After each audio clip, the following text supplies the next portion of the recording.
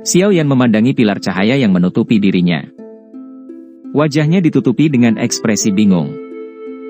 Karena beberapa alasan yang tidak diketahui, dia samar-samar bisa merasakan bahwa Douqi di dalam tubuhnya mulai berfluktuasi dengan cara yang aneh. Perasaan itu seolah-olah bertemu dengan sesuatu yang berasal dari asal yang sama. Ini adalah Douqi api surgawi. Xiao Yan merenung sejenak sebelum matanya menyala.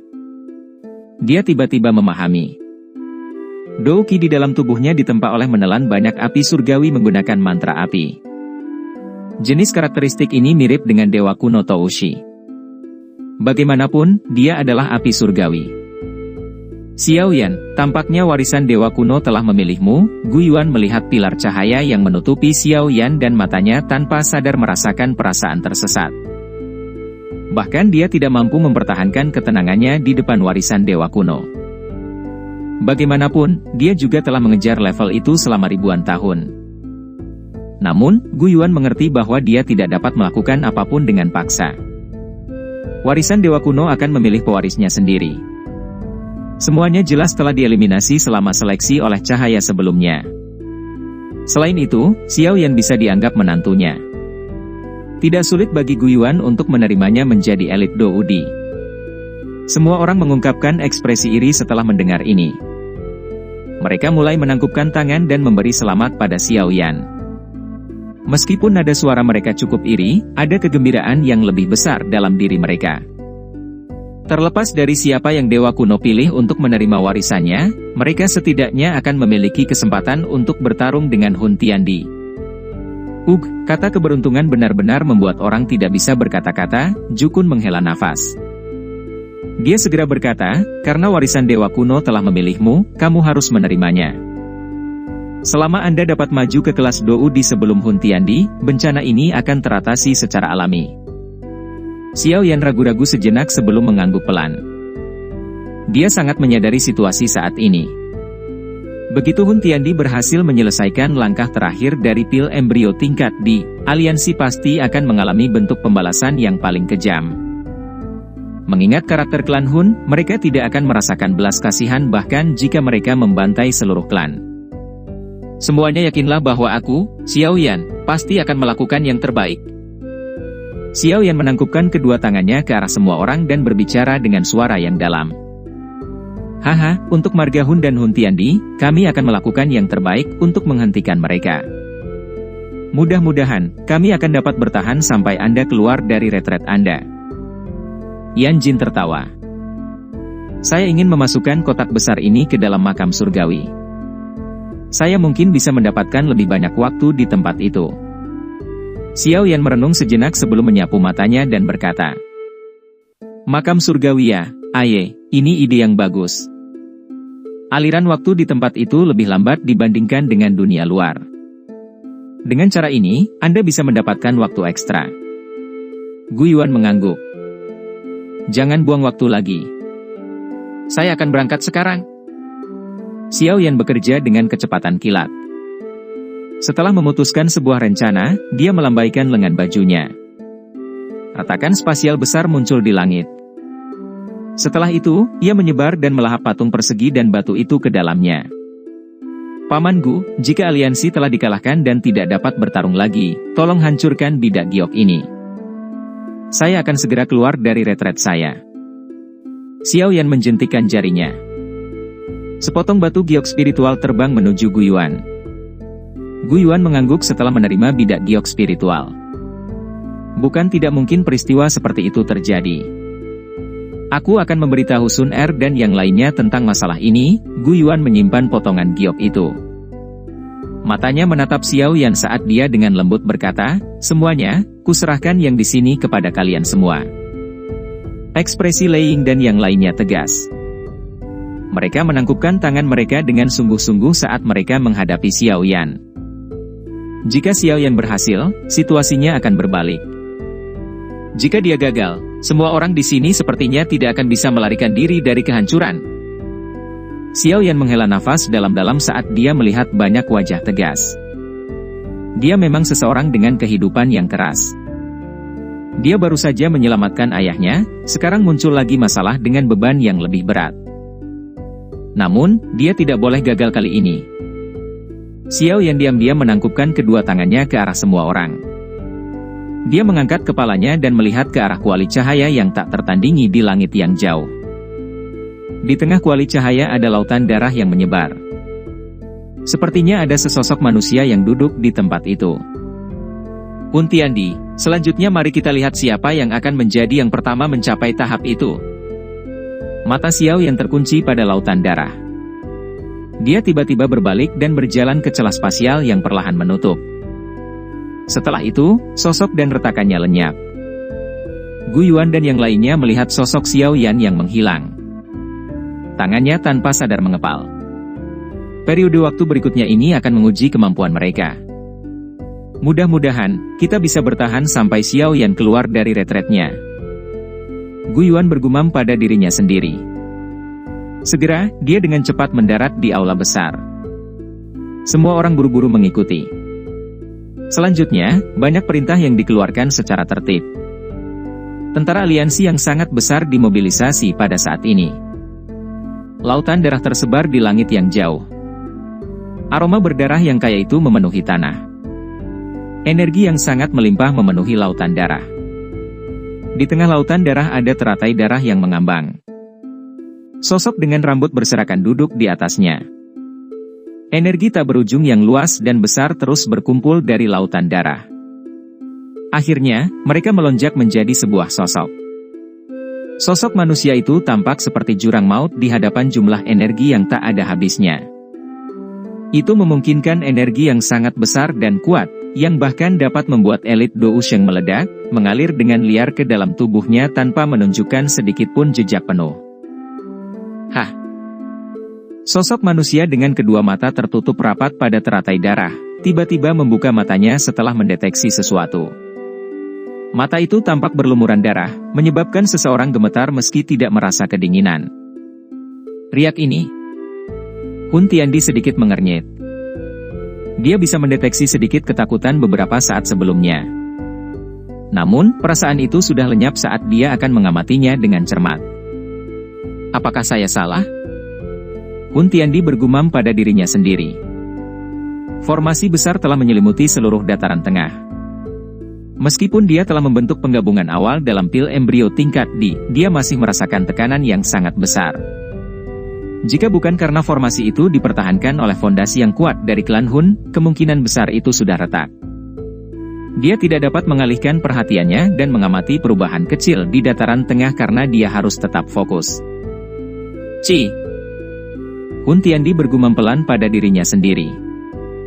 Fluktuasi tiba-tiba muncul di belakangnya dan api hitam muncul. Itu adalah api pelahap kehampaan. Bagaimana urusan klannya? Hun Tiandi tidak menoleh sambil bertanya dengan suara lirih. Lebih dari 1 juta keturunan warga telah dilemparkan ke kolam darah. Namun, itu masih belum cukup untuk mempertahankan formasi. Api pelahap kehampaan melihat ke belakang. Kilatan muncul di matanya. Awalnya, dia dan Hun Tiandi memiliki status yang sama. Namun, setelah Hun Tiandi mendapatkan pil embrio tingkat D, hubungan ini menjadi tidak seimbang. Meski demikian, dia tidak punya solusi untuk ini. Yang bisa dia lakukan hanyalah terus bertahan. Lemparkan semua warga keturunan yang telah kita tangkap dari klan Ling, Si dan Yao ke dalam kolam darah. Jika masih kurang, buang warga keturunan klan kita ke kolam darah. Saya membutuhkan energi yang cukup untuk menyelesaikan langkah terakhir dalam perbaikan pil ini. Hun Tiandi berbicara dengan acuh tak acuh. Bahkan warga keturunan klan kita harus dilemparkan ke kolam darah. Api pelahap kehampaan terkejut saat dia berkata. Itu akan membuat keberatan banyak sesepuh. Kamu harusnya mengerti bagaimana cara menghadapi orang yang keberatan kan? Hun Tiandi tertawa kecil.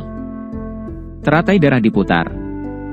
Segera, mata berlumuran darah itu melihat ke arah api pelahap kehampaan dan dengan lembut berkata, Anda harus mengerti bahwa saya akan membayar berapapun harganya agar berhasil melangkah ke level itu. Ingat, berapapun harganya. Klan Hun pasti akan hancur jika aku gagal. Pada saat itu, bahkan Anda akan kesulitan melarikan diri. Api hitam menari-nari di mata api pelahap kehampaan. Akhirnya, dia mengangguk. Tenang, begitu saya bisa naik ke level itu, saya juga akan memikirkan segala cara untuk membuat Anda menerobos. Hun Tiandi tertawa. Namun, Anda juga harus melakukan tugas Anda dengan baik. Dimengerti. Saya akan melakukan apa yang kamu katakan. Api pelahap kehampaan mengangguk. Setelah itu, tubuhnya bergerak dan dia menghilang dari lautan darah. Hun Tiandi tersenyum puas saat dia melihat ke tempat di mana api pelahap kehampaan telah menghilang. Ekspresi aneh yang samar melintas di matanya. Klan Hun mampu bertahan hingga hari ini karena api pelahap kehampaan. Ini adalah masalah yang sangat penting bagi seluruh klan Hun. Di hati banyak sesepuh, mereka bahkan sungkem ke api pelahap kehampaan sebagai orang paling penting dalam klan Hun. Bagaimanapun, selama dia ada, klan Hun tidak akan menurun karena masalah garis keturunan. Dari sudut pandang tertentu, bahkan Hun Tiandi mungkin tidak sepenting api pelahap kehampaan di hati anggota tertentu dalam klan. Situasi ini secara alami terdeteksi oleh Hun Tiandi. Namun, dia tidak pernah berbicara apapun tentang ini. Ini karena dia mengerti bahwa klan Hun memang sudah tua dan bergantung pada api pelahap kehampaan. Namun, ketergantungan semacam ini akan hilang mulai sekarang dan seterusnya. Pada saat itu, api pelahap kehampaan tidak lagi berguna. Jika saya menjadi Doudi, saya perlu memperbaiki nyala api kehidupan yang lebih baik. Hun Tiandi tertawa pelan. Mata yang dipenuhi darah itu tampak sangat gelap dan dingin. Segera, teratai darah diputar. Kedua matanya perlahan tertutup saat dia terus menyerap energi besar dan kuat yang secara paksa diekstraksi dari dataran tengah. Sebuah cahaya hitam yang sangat redup bersinar diam-diam melewati lautan darah saat Hun Tiandi berbalik. Sebuah bibit api hitam kecil diam-diam padam dari lautan darah. Adegan ini hanya berlangsung sesaat. Selain itu disembunyikan oleh energi lautan darah yang luas dan kuat. Bahkan Hun Tiandi tidak bisa mendeteksinya. Api pelahap kehampaan, yang telah keluar dari alam Hun, melihat genangan darah besar ratusan ribu kaki di bawahnya dengan ekspresi dingin dan acuh tak acuh. Ada aliran orang yang terus-menerus dilemparkan ke dalamnya dari sekitar kolam darah. Pekikan menyedihkan tersebar di langit. Api pelahap kehampaan menyaksikan adegan ini dengan acuh tak acuh. Api hitam di jarinya tiba-tiba menyala. Dengan segera, tubuhnya sedikit menegang. Kedua tinjunya perlahan mengepal. Ekspresi sangat dingin melintas di matanya. Makam surgawi. Sebuah kotak persegi besar melayang di langit sementara patung batu besar 100.000 kaki berdiri di atasnya. Tekanan samar menyelimuti seluruh makam surgawi, menyebabkan banyak tubuh spiritual di dalamnya merasakan kengerian yang berasal dari dalam jiwa mereka. Xiao Yan berdiri di alun-alun. Matanya menatap patung batu dewa kuno yang tak tertandingi di depannya. Dia menghirup udara dalam-dalam sebelum membungkuk hormat ke arah patung batu. Setelah itu, tubuhnya perlahan naik ke udara. Akhirnya, dia berhenti di lubang dada patung batu itu. Permukaan lubang itu dipenuhi riak air seperti kilau samar. Cahaya ini mungkin tampak lemah tapi Xiao Yan tidak berani meremehkannya. Ini karena cahaya yang tampaknya lemah ini dengan mudah menekan para ahli seperti Guiyuan dan Jukun berlutut sebelumnya. Yi kecil juga muncul di bahu Xiao Yan saat ini. Api teratai pemurnian iblis melonjak dan melilit tubuhnya. Sukses atau gagal akan ditentukan oleh ini, gumam Xiao Yan. Ekspresi tekad muncul di wajahnya saat dia melangkah maju dan langsung melangkah ke lubang batu. Berdengung. Xiao Yan menembus cahaya lemah. Dia bisa dengan jelas merasakan semacam penyelidikan yang melewati permukaan tubuhnya. Segala sesuatu di dalam tubuhnya, termasuk jiwanya, tidak bisa lepas dari pemeriksaan ini. Perasaan ini seolah-olah semua rahasianya telah terungkap saat ini. Meskipun Xiao Yan sedang dipindai dengan hati-hati, untungnya cahayanya tidak menunjukkan penolakan terhadap Xiao Yan. Tiba-tiba, mata Xiao Yan menjadi terpesona. Perasaan pusing terpancar dari dalam pikirannya. Rasa pusing ini berlangsung sesaat. Setelah Xiao Yan sembuh, dia tiba-tiba menemukan bahwa lingkungan di sekitarnya telah mengalami perubahan drastis. Api yang cemerlang memenuhi matanya. Tidak diragukan lagi, ini adalah lautan api. Apalagi lautan api itu sangat berwarna-warni. Itu sangat terang sehingga membuat orang terkesima. Laut api surgawi ya? Xiao Yan menurunkan tubuhnya. Tangannya dengan lembut meraih api ungu yang telah muncul. Perasaan akrab muncul di hatinya saat dia tanpa sadar bergumam, 3000 api pembakar.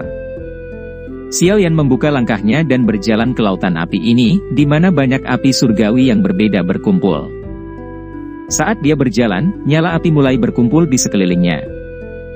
Sikap mereka seolah-olah memiliki kedekatan yang besar dengannya. Tampaknya konstitusi Anda sangat disambut oleh api surgawi. Xiao Yan perlahan berjalan ketika suara tua, yang berisi beberapa tawa tiba-tiba bergema di lautan api ini. Suara tiba-tiba ini menyebabkan Xiao Yan sedikit terkejut. Dia buru-buru mengangkat kepalanya dan melihat lautan api di kejauhan. Api berkumpul di tempat itu. Itu berubah menjadi kuncup api besar yang perlahan mekar. Sosok tua dengan jubah berwarna gelap muncul di mata Xiao Yan. Sosok tua itu mengenakan jubah berwarna gelap. Ekspresinya tidak menunjukkan keunikan apapun. Jika seseorang mengabaikan rambut cerahnya yang berwarna-warni, dia akan tampak sedikit berbeda dari tetua biasa. Pada saat ini, lelaki tua itu sedang duduk di dalam kuncup bunga. Wajah tuanya menunjukkan senyum yang tidak diketahui saat dia menatap Xiao Yan. Xiao Yan sudah melihat sosok ini berkali-kali. Namun, orang-orang yang dia temui adalah sosok ilusi atau palsu. Kali ini, bagaimanapun, Xiao Yan mengerti di dalam hatinya bahwa ini adalah Dewa Kuno Toushi. Mungkin ini hanya bayangan sisa atau fragmen jiwa, tetapi terlepas dari apa masalahnya, orang ini adalah elit Doudi terakhir yang legendaris di benua Douki. Xiao Yan Junior ini menyapa Dewa Kuno yang lebih tua. Xiao Yan menekan keterkejutan di dalam hatinya. Saya dari generasi muda dengan hormat menyapa leluhur.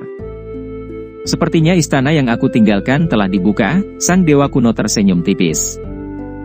Dia melambaikan tangannya dan lautan api di depannya naik membentuk kuncup bunga api. Duduklah. Xiao Yan tidak melakukan tindakan apapun setelah mendengar ini. Tubuhnya bersinar dan dia duduk di kuncup bunga api itu. Xiao Yan merasakan emosi melonjak di dalam hatinya sekarang karena dia mengamati orang legendaris ini dari jarak yang begitu dekat. Hanya pada saat ini dia menyadari bahwa rambut panjang cemerlang Dewa Kuno Toushi sebenarnya memiliki bibit api samar yang muncul darinya. Segera, dia sampai pada pemahaman. Awalnya, Jukun telah menyebutkan bahwa Dewa Kuno Toushi adalah api surgawi. Dia hanya berevolusi setelah melahap 21 jenis api surgawi lainnya. Selanjutnya, dia berlatih untuk waktu yang sangat lama sebelum mencapai kelas Doudi. Setelah Xiao Yan secara kasar melihat jumlah warna pada rambut panjang itu, secara kebetulan dia melihat ada 21 warna. Apakah ada Doudi baru yang muncul di benua Douki saat ini? Dewa Kuno Toushi memandang Xiao Yan saat dia bertanya sambil tersenyum. Sesepuh adalah elit terakhir Doudi di benua Douki sampai sekarang. Tidak ada elit Doudi yang muncul setelah Anda. Xiao Yan ragu sejenak sebelum menjawab. Seperti yang diharapkan, Dewa Kuno Toushi tidak terlalu terkejut dengan jawaban ini. Sebaliknya, dia mengangguk dengan lembut. Apakah penatua mengetahui kenapa hal ini bisa terjadi?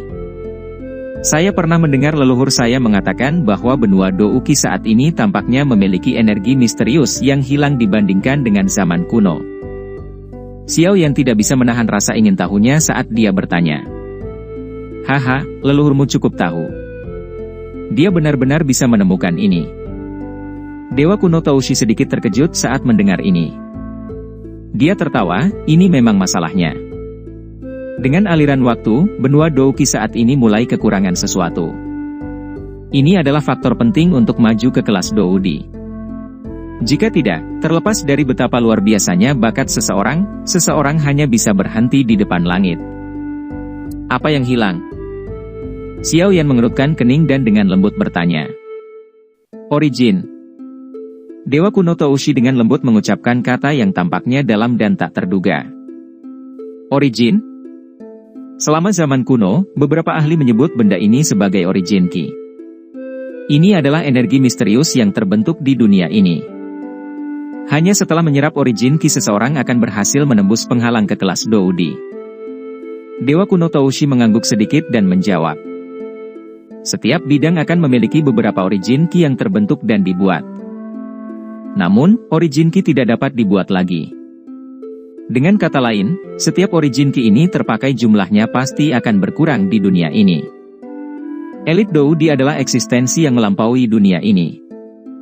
Kelahiran setiap Doudi akan sangat menguras cukup banyak origin key. Menghadapi pengeluaran ini tanpa pengisian ulang, pada akhirnya akan mencapai titik di mana tidak ada yang tersisa. Inilah alasan mengapa benua Douki tidak lagi menghasilkan Doudi. Ini karena benua Douki saat ini tidak lagi memiliki origin key. Xiao Yan tertawa getir.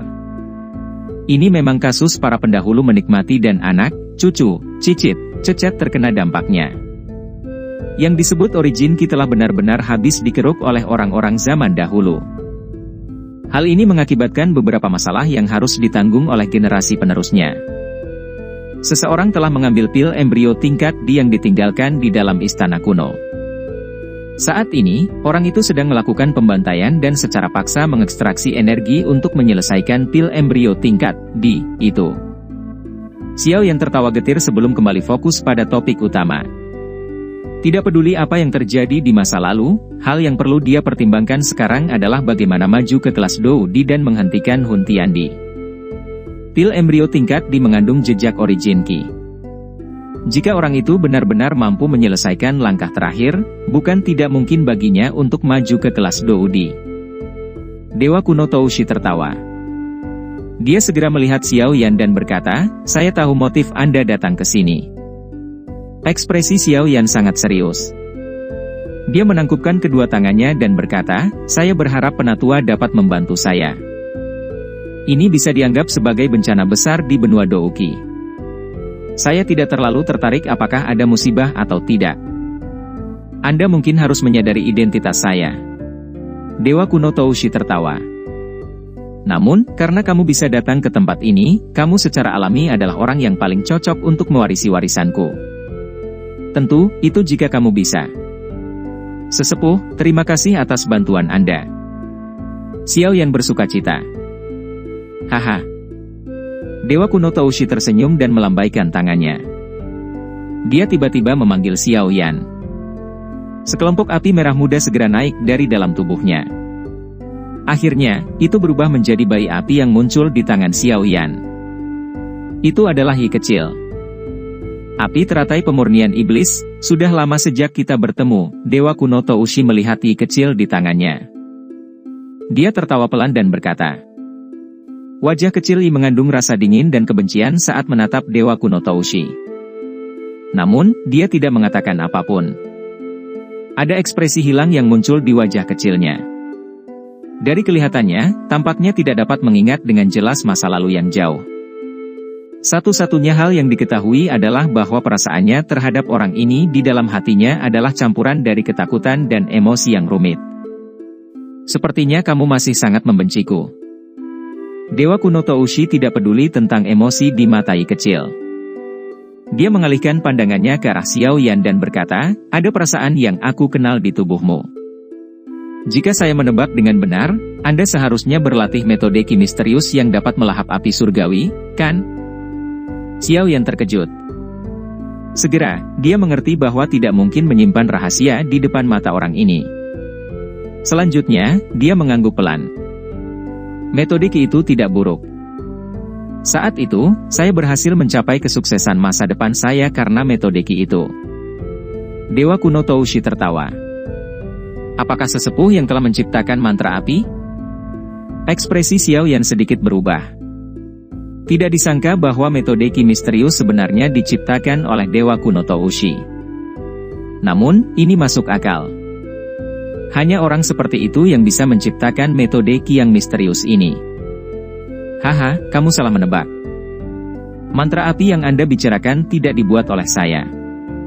Ketika jiwa dan kecerdasan saya terbentuk saat itu, saya secara kebetulan menemukan metode ki ini dalam keadaan saya yang tenggelam. Hal ini mengakibatkan saya mengalami beberapa perubahan. Kalau dipikir-pikir, metode ki ini sangat membantu saya. Saya juga cukup penasaran sama pembuatnya. Namun, saya belum pernah bertemu dengannya. Dewa kuno Toushi tertawa. Sangat sulit jika memikirkan nasib seseorang. Mungkin kami berdua hampir tidak bisa dianggap berasal dari sekte yang sama. Xiao Yan melebarkan mulutnya. Hatinya sangat terguncang. Tidak disangka bahwa mantra api sebenarnya memiliki hubungan seperti itu dengan Dewa Kuno Toushi. Namun, dia tidak menyadari orang luar biasa macam apa yang menciptakan metode Qi yang kurang ajar banget ini. Haha, sudah bertahun-tahun sejak saya tidak berbicara dengan seseorang. Saya telah membicarakan banyak hal yang tidak perlu hari ini. Dewa Kuno Toushi menjentikan jarinya dengan lembut. Lautan api yang tak berujung tiba-tiba bergetar. Akhirnya, naga api melonjak dan diaglomerasi menjadi teratai cemerlang seukuran kepalan tangan. Banyak bibit api tumbuh di permukaan teratai. Warisan saya ada di tempat ini. Apakah Anda dapat mencapai kelas Doudi? Itu tergantung pada nasib Anda sendiri.